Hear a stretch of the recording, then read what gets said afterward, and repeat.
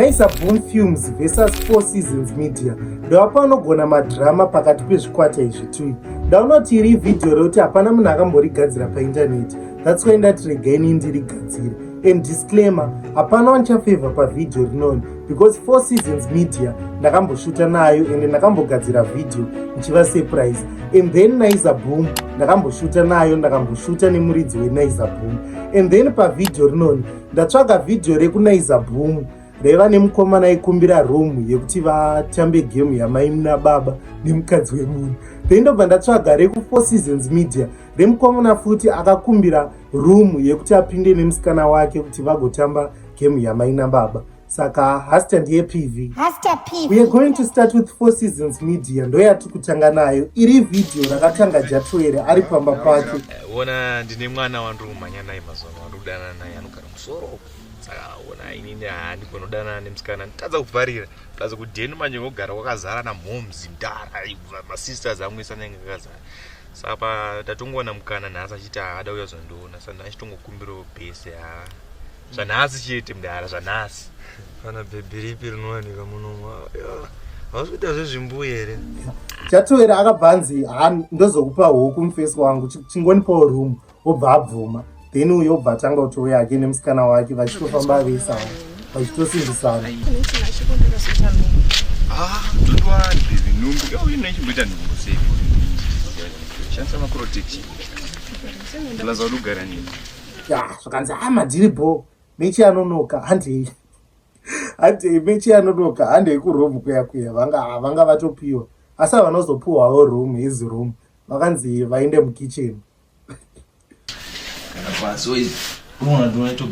Mukomana akatouya yake achitowaridza chisaga chake.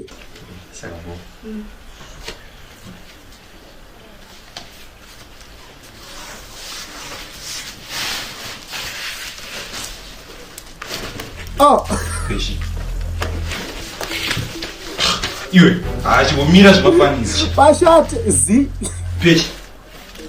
peshi mukomana akavhunduka akatiza. Nhasi shoko raparidzwa namai mufundisi. Ava yapambera ava ndimai vemusha vanga vatobva kuchechi neshamwari vasingazivi kuti kumba uko vakamirirwa nemadhetuno.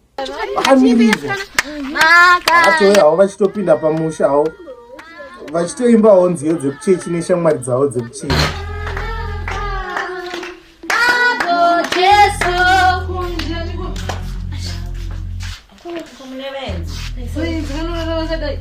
Ukubvunza kuti vaenzi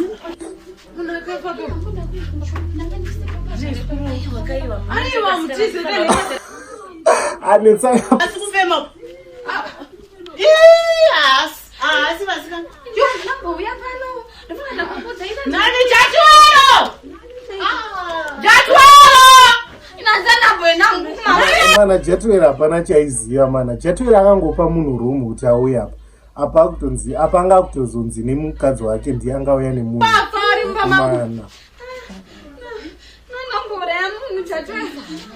naijati mwanangu taura kuti ndiani ko uyu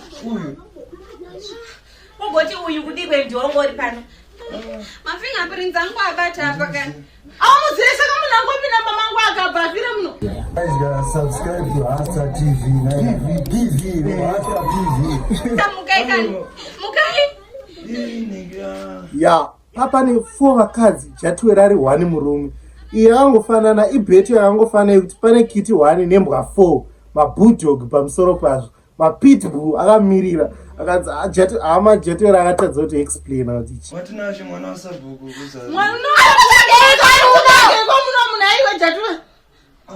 anga anatinashe muno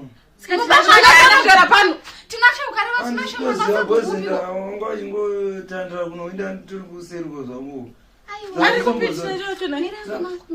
Anochiti mwana wasabhuku kureva ini ndini mukadzi wasabhuku uri kutsanangura kuti chiko ukureva mwana wangu tinashere kana kuti kuno mumwe sabhuku tinashe okumba kwenyu. Saka apa ndo pakabva paperera nyaya yacho ye4 Seasons Media. Ndo pavakabva vaperera firimu ravo rekuti pane mukomana uyo akanokumbira room auya nemusikana wake obva afira muroom imomo akatanga ongogwina out of nowhere. saka paajatuere anga kupiwawo futi mhosva here,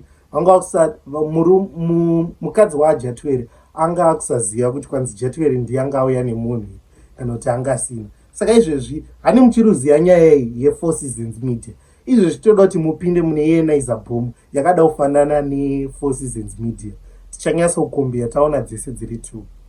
Yes. Saka yenizer boom yakatanga ina Svinurai achiintrodusa kuchikomba chake kune shamwari yake Dhafu. Naye panguva ino nebamunini venyu vechitu kureva kuti ndicho chikomba changu pachikuru ndisingapedzi nguva. Svinurai akati zvekuintrodusa zvidiki, nyaya ndavingira panapa ndeyekuti mirai muzvidzire mega. Nyaya hombe yandafambira pano ndeyekuti ndiri kukumbirawo bhesi. Bhesi ndo chiichocho maini? Kutaura kwechizvino zvino wakoma, ndiri kuti ndiri kukumbirawo imba yokuti timbofadzana nabamunini venyu. Dhafu akaramba achinetsa. Dhafu akanzi tokumbirawo rumu. Dhafu akapuwa $20. Dhafu akati $20 yandigoti inditorewo mudhafu. $20 inokwana mamuzi 2 days. Saka ndigoti saka ivo vakabva vati Dhafu itomugona rega timuwedzera kubva wamupa $100. Dhafu paakapuwa $100 manje ndopaakabva ati ngoti mari hairambike inini handisiri ndati muye panapa imimi ndimauya nemunhu wenyu nemunhu wenyu handimusi nemango. Dhafu achapa apedza kupa vanhu rumu. Dhafu akabva anzwa vanhu vakuchema mukati umu vachiita noise. Akati konaimi muri kuchemei? Nini ari kuti tundu ndiyavo yadzokera mudumbu uko inini ndiri kubhlidha ndiri kumuda ropa. Ya kwamakaita uku ndokunonzi kupinda murwizi rwemakarwe makabata mabrela. Nawo zvakaitika pamukadzi uyu. Mukadzi uyu anga akagadziriswa nemurume wake akaenderwa kun'anga. Saka zvaitoda kuti n'anga ye ishedzwe nemurume wake ashedzwe kuti vakinure kesi yanga vaisirwa. Ya saka ndovesa vakabva vashedzana. Sazota nemurume kugotora chokwadi. Sataure zvisina basa. Utaura kuti wanga usingazivi kuti ane murume, wanga usingazvizivi. Handa kukuudza panapa pamasvika panapa kuti uyu munhu ane murume wake. Mese mukaramba makanyarara makaomesa musoro muchitayo hazvina kana basa. Madhiri edu tinoita fasta ezvinozwa kuti wanga usingazivi kuti ane murume. Bvuma mhosva yako kana ubatwa nemhosva kuti unoda kuti tichinja nyaya imbuka yemunhu. Afutseke nenyarara. Iyo zvakwenza kuti ane murume wazvibvumirei kuhamba bedroom rangu pamubhedha wangu futi. Uri mukadzi akandaseo. Zvapachena kuti iwe waka unotombonopiwa rumu kupa mukadzi. Idzi manje dzine hashe idzi manje vakavarairwa nanizer boom vachishuta dzogona kungorova cameraman wacho. Hakozi hashe dzacho dzakawanda anogona kutokakana kuti ari kuekta. Hashe dziri riwi.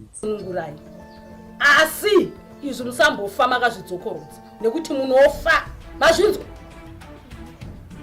Chikomana ndipe key yangu ndisunungure vanhu. Pamusoro igogo ndinenge angutora chokwadi key handisisiri.